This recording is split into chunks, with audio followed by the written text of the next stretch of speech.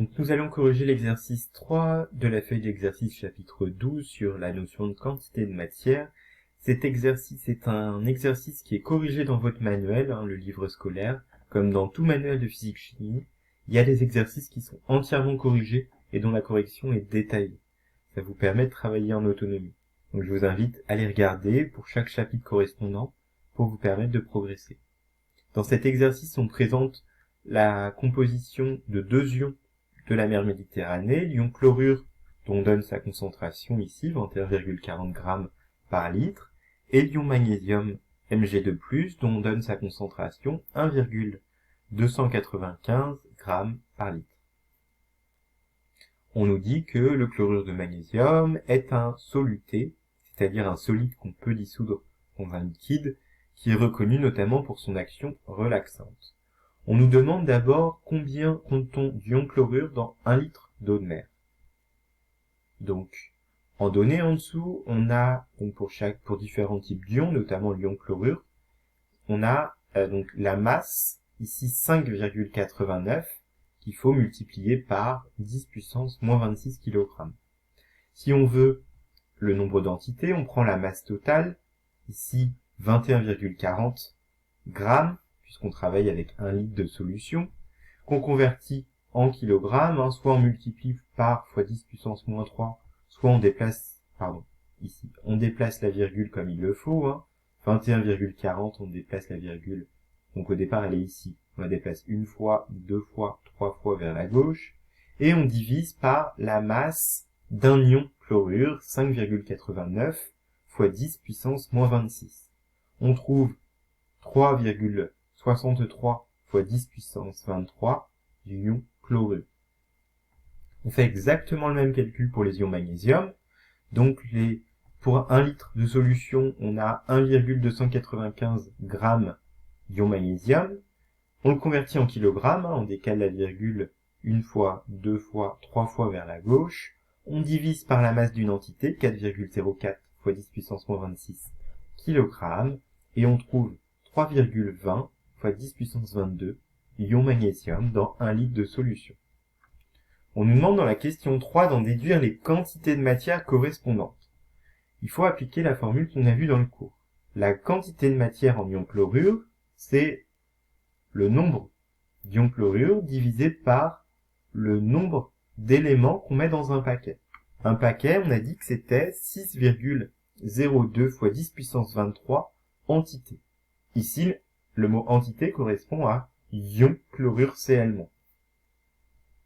Donc, on divise le nombre total d'ion chlorure par le nombre dans un paquet, et on trouve 0,603 mol, c'est-à-dire 6,03 fois 10 puissance moins 1 mol. On fait le même calcul avec les ions magnésium, on prend la quantité d'ion magnésium qu'on a trouvé précédemment, et on la divise par la quantité dans un paquet. On trouve 5,32 fois 10 puissance moins 2 mol.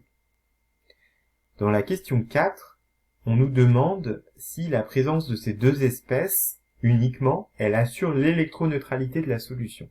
Qu'est-ce que c'est l'électroneutralité de la solution?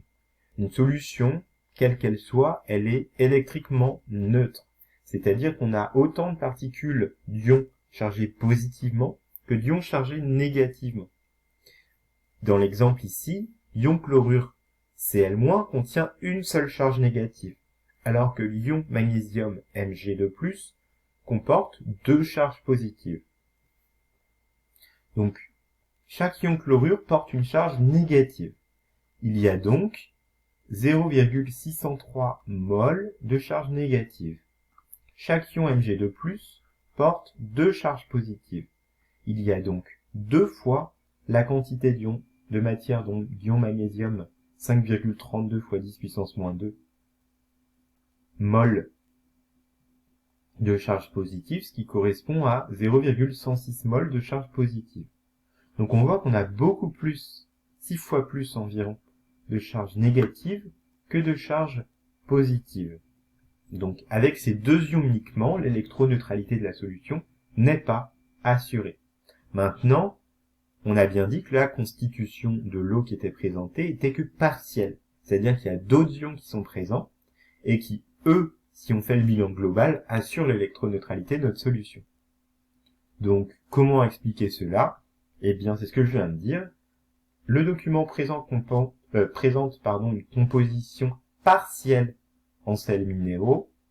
Il y a donc d'autres ions qui assurent cette électroneutralité. On nous demande enfin de donner la formule du chlorure de magnésium solide. Eh bien, il faut globalement qu'on ait un solide qui soit électriquement neutre.